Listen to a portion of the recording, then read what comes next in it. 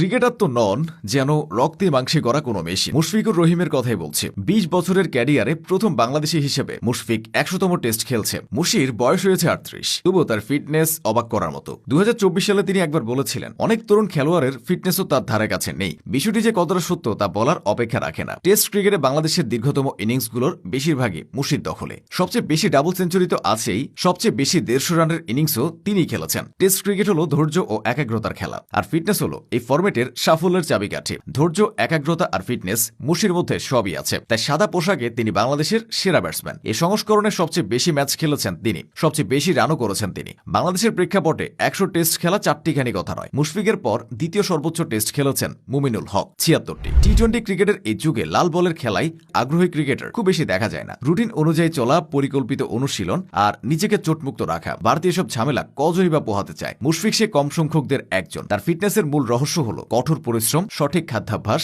আর fitness সচেতনতা। তিনি নিয়মিত অনুশীলন এবং ডায়েট কন্ট্রোলের মাধ্যমে নিজেকে ফিট রাখেন। মুশফিকুর রহিম ঘন্টার পর ঘন্টা ব্যাটিং করেন, বড় বড় সব ইনিংস খেলেন, অথচ তার কোনো ক্লান্তি নেই। মুশফিক যখন সেট হয়ে যান প্রতিপক্ষের জন্য, তখন সবচেয়ে কঠিন কাজ তাকে আউট করা। তবে মুশির কাজটা খুব একটা সহজ নয়। ২০০৫ সালে টেস্ট দিয়ে আন্তর্জাতিক ক্রিকেটে অভিষেক হয় মুশির। শুরুতে তার পারফরমেন্স ছিল খুবই গড়পড়তা। ব্যাটিং স্কিল নিখুঁত হলেও রান আসছিল না। প্রথম টেস্ট সেঞ্চুরির জন্য ৫ বছর অপেক্ষা করতে হয় মুশিকে। তার আগে ৩২ ইনিংসে ৭২৩ রান করেছিলেন মাত্র ২২.৫৯ গড়ে। ২০১০ সালের জানুয়ারিতে ভারতের বিপক্ষে চট্টগ্রামে জহুর আহমেদ চৌধুরী স্টেডিয়ামে প্রথম সেঞ্চুরি করেন মুশি। ওই সেঞ্চুরি যেন তাকে পরিণত করে দেয়। এরপর তিনি ছুটে চলেন আরও অধিক সাফল্যের খোঁজে। সময়ের সাথে সাথে পেয়ে যান দেশের সবচেয়ে পরিশ্রমী ক্রিকেটারের তকমা। পরিশ্রম কখনো বৃথা যায় না। মুশির ক্ষেত্রেও তাই হয়েছে। টেস্টে বাংলাদেশি ব্যাটসম্যানদের মধ্যে সবচেয়ে বেশি বল খেলার ও বেশি সময় উইকেটে থাকার কৃতিত্ব মুশফিকের। জিম্বাবুয়ের বিপক্ষে ২০১৮ সালে ২১৯ রানের ইনিংসে খেলেছিলেন ৪২১ বল। ২০২৪ সালে পাকিস্তানের বিপক্ষে